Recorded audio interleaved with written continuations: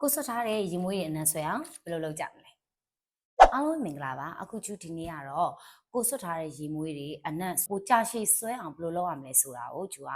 knowledge sharing လေးလုပ်ပြီးတော့မှာပဲဖြစ်ပါတယ်ရှင်နံပါတ်1ချက်ကတော့ရေမွေးဆွတ်တဲ့အခါမှာ skin ကို moisturize လုပ်ပေးဖို့လိုပါတယ်ရေမွေးဆွတ်တဲ့အခါမှာအင်ကြီးတွေထက်ကျူကတော့ဒီအသားကိုပေါ့နော်အသားပေါ်ကိုရေမွေးဖြန်းတာကိုကျူက recommend ပေးတယ်အသားကိုဒီဥမာကျူတို့ဒီ level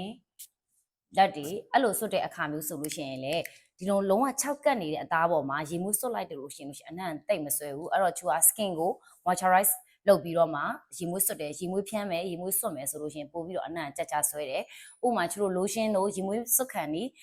ဒီလက်ဆိုလို့ရှိရင်လည်းလက်ကို lotion သုံးမယ် level ဆိုရင်လည်း level ကို lotion လေးလိမ့်မယ်လိမ့်ပြီးသွားပြီဆိုတော့ကျူတို့ရေမွေးဆွတ်လိုက်မယ်ပေါ့နော်အဲကြောင့်လို့ရှိရင် skin က moisturize ရသွားတဲ့အတွက်ကြောင့်မလို့ရေမွေးရဲ့အနံ့က long lasting ပိုဖြစ်တယ်ပေါ့နော်ဒုတိယချက်အနေနဲ့ကတော့သပင်နဲ့အင်ကြီးပေါ်မှာရေမွေးဆွတ်ပေးရပါမယ်သပင်ပေါ်မှာရေမွေးဆွတ်မယ်ဆိုလို့ရှိရင်တော့တစ်ထွာလောက်နေရနေပြီးတော့ရေမွေးဖြန်းပေးရပါမယ်အဲ့ဒါမှလေတိုက်တိုင်းလဲကိုယ့်ရဲ့သပင်ကနေပြီးတော့ရေမွေးနံလေးတင်းနေမယ်နောက်ဥယျာဉ်ပြားထွက်တဲ့အစီနဲ့ရေမွေးနဲ့တွေ့တဲ့အခါမျိုးကြလို့ရှိရင်ကျူတို့အနံ့ပိုဆွဲမယ်ပိုမှုေးမယ်အင်ကြီးပေါ်မှာဆွတ်မယ်ဆိုလို့ရှိရင်တော့ကျူတို့ရေမွေးအနံ့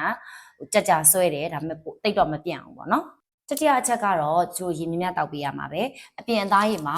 moisturize ဖြစ်နေုံနဲ့မဟုတ်ဘူးအတွင်းပိုင်းကပါရေဓာတ်ကိုပြေဝနေမှကျူတို့ရေမွေးဆွတ်တဲ့ခါမျိုးမှာအနံ့ပိုဆွဲမယ်အနည်းဆုံးတော့တစ်နေ့ကိုရေ2လီတာလောက်တော့တောက်ပေးတင်ပါတယ်ပေါ့နော်နံပါတ်4ချက်ကတော့ကျိုးရေချိုးပြီးချင်းရေမွေးဆွတ်ပေးရပါမယ်ရေချိုးပြီးတဲ့အခါမှာ skin တစ်ခုလုံးက absorb လုပ်ဖို့လွယ်တယ်အဲ့ချိန်မှာကျိုးရေမွေးဖြန်းလိုက်မယ်ဆိုလို့ရှိရင် skin တစ်ခုလုံးကရေမွေးအနံ့တွေကိုစုပ်ယူသွားမယ်ပြီးကြကျတို့ lotion ထက်လိန်ရေမွေးထက်စော့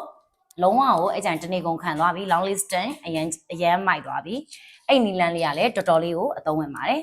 နောက်ဆုံးချက်ကတော့ရေမွေးကိုပြင်းပြင်းဆွတ်ပေးပါတချို့ရေမွေးတွေကကြတော့ကျတို့ဒီဘလောက်ပဲအနံ့ဆွဲအောင်ဆွတ်ပေါ့နော်သူ့ရဲ့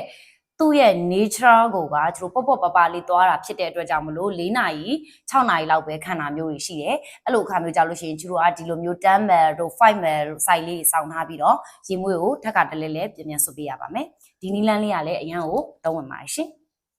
အားလုံးပဲကျေးဇူးတင်ပါတယ်